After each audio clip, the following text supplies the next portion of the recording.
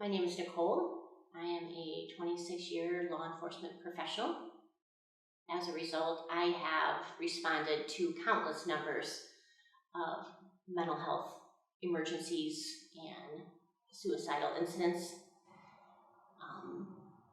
And I always felt really well prepared for that. I've had a lot of training until one day it happened to my family.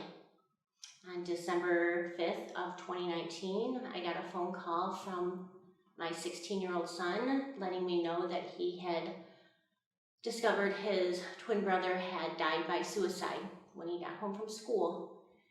And it wrecked our family. As a professional, I've dealt with this so many times, but when it's in your own house, it's really different. We didn't see it coming. Zachary seemed to be in a really good place. He was excited about a lot of good things that were happening to him. He had just gotten a car, we'd gotten him a puppy, we were redoing his room, so he seemed like he was in a really good place, and it breaks my heart that I didn't know that he was hurting to the level he was hurting. So as a result of the biggest tragedy of our world, I've decided that we need to start talking about this.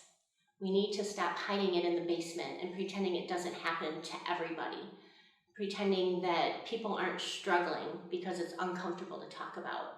And until we do that, we will continue to see people struggle in silence and ultimately make decisions that affect way more than just them.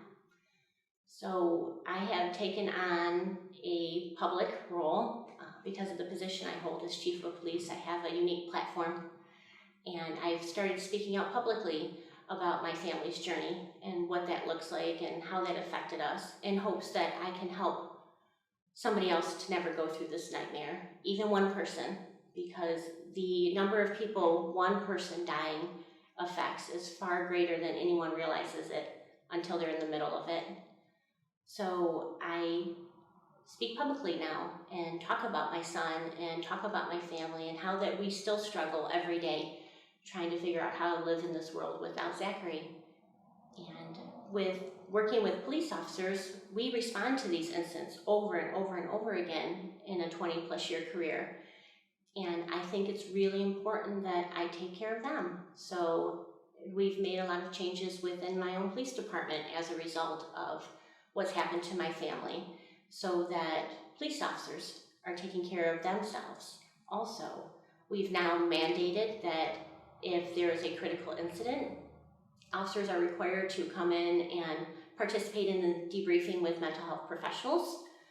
We provide them additional access after that incident if they need that.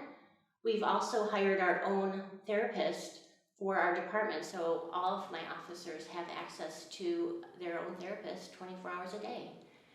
And I feel like when we start talking about this, when we stop hiding it, that's when we really start to make gains in the mental health destigmatization.